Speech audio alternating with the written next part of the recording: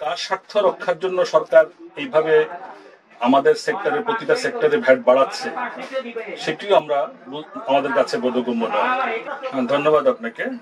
আসলে সমস্যা বলতে কি, এটি যে সরকার যে ভ্যাট হঠাৎ করে মধ্য বলবো যে বাজেট আমাদের গত বাজেটে হয়েছে, আমরা আশা করি সামনের বাজেটে হয়তো কোনো পরিবর্তন হয়। বছরের মধ্যখানে হঠাৎ করে সরকার গত 9 জানুয়ারি একটি সার্কুলারের মাধ্যমে স্থানীয় পর্যায়ে ভ্যাট 5% থেকে 7.5% বৃদ্ধি করেছে। এতে করে আমরা যারা এগ্রিকালচার সেক্টরে ব্যবসা করি, আমাদের ক্ষেত্রে এটি হয়ে গেছে প্রায় 5%, 500 গুণ বেশি। আমি যদি আগে ধরেন আমি গত মাসে আমি ভ্যাট দিয়েছি, একটা উদাহরণ দিলাম 10,000 টাকা, এই মাসে সেটি দিতে হবে আমাকে 50,000 টাকা, প্রায় 5 গুণের মতো আমাদের ভ্যাটের পরিমাণ বেড়ে গেছে। এতে করে সরকার কোন স্টেক হোল্ডারদের সাথে আলোচনা না করে কিভাবে এটা করলো আমরা সেটাই বুঝতে পারছি না, এবং কার স্বার্থ রক্ষার জন্য সরকার এইভাবে আমাদের সেক্টরে প্রতিটা সেক্টরে ভ্যাট বাড়াচ্ছে সেটিও আমরা আমাদের কাছে বোধগম্য নয়। এই কারণে আমরা যারা এগ্রিকালচার সেক্টরে ব্যবসা করি, আমাদের সেক্টরে আমাদের ভোক্তা কারা? কৃষক। কৃষক কি করে? আমাদের ফসল উৎপাদন করে, ধান, চাল, আমাদের নিত্য প্রয়োজনীয় যে খাওয়ার জিনিসগুলো সেগুলো উৎপাদন করে। আমাদের ধরি ধানের ব্যাপারে, ধান কৃষক যে উৎপাদন করে, সেই উৎপাদন করে উৎপাদিত ফসলের মূল্যই কৃষক পায় না। যার কারণে আপনি দেখবেন ইদানিং অনেক কৃষক কিন্তু এই ধান উৎপাদনের ক্ষেত্রে নিরুৎসাহী বোধ করছে। আর এই নিরুৎসাহিত হওয়ার কারণে আমরা কিন্তু খাদ্য ঘাটতি আমাদের দেখা দেবে। আমাদের এই জিনিসটা বুঝতে হবে, আমরা কিন্তু আগে খাদ্য স্বয়ংসম্পূর্ণ একটি দেশ ছিলাম। এবারও কিন্তু এই কিছুদিন আগেও আমাদের সরকার আমরা দেখেছি যে ভারত থেকে চাল আমদানি করেছে।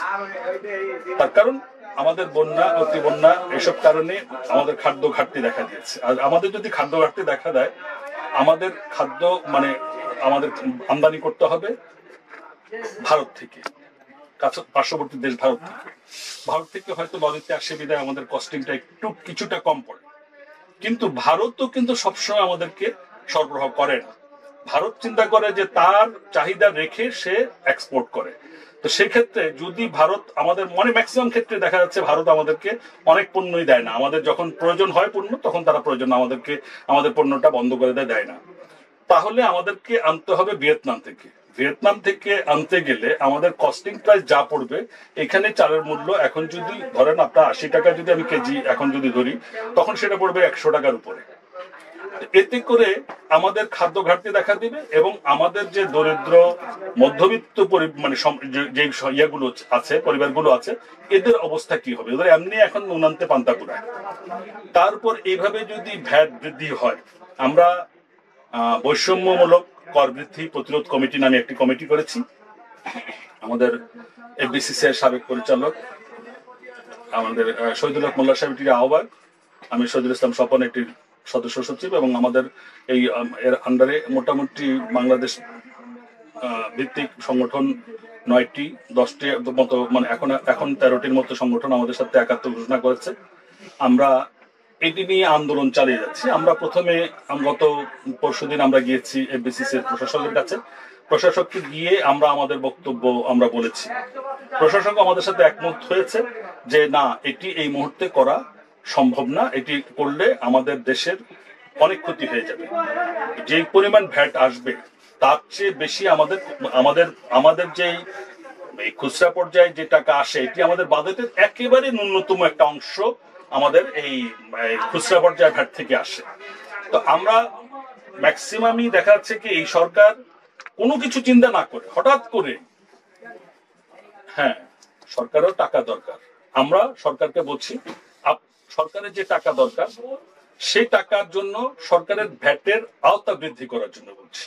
আমাদের টিন সার্টিফিকেট ধরেন এখন টিন করা আছে 1 লক্ষ মানুষের, সেটা যদি 3 লক্ষ মানুষ আমাদের এত এত এত আমাদের সর্বমোট মনে হয় টিন আছে 3 লক্ষ না 3.5 লক্ষ টিন আছে, তার মধ্যে 1 লক্ষ লোক টিন দেয়, আর ঠিকমতো ট্যাক্স দেয়, আর অন্যরা কেউ অর্ধনির্মিত কেউ নিয়মিত মানে কেউ দেয় না, শুধু ক্লিন করে রাখছে, এরকম অনেক আছে।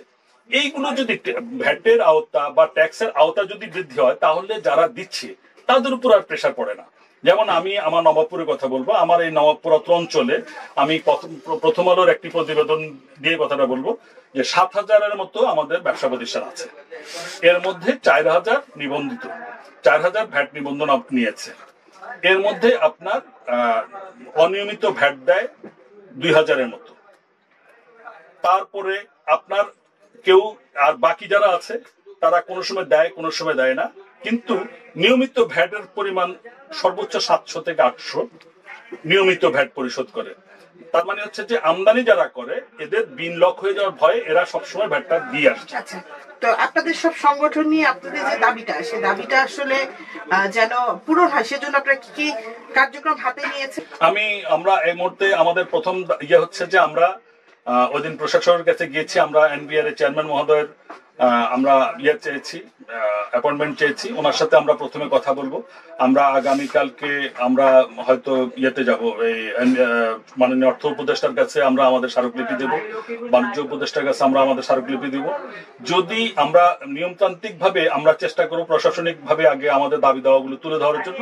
এগুলো যদি হয় তাহলে তো ভালো, আর যদি না হয় সেই ক্ষেত্রে আমরা আমাদের কর্মসূচি আমরা ঘোষণা করব। প্রথমে মানববন্ধনে যাব, মানববন্ধন করার পর তারপরেও যদি আমাদের দাবি পূরণ না হয়, তারপরে আমাদের গতি অন্তর না দেখে আমাদেরকে ব্যবসা প্রতিষ্ঠান বন্ধ রাখা ছাড়া আমাদের আর কোনো গতি থাকবে না।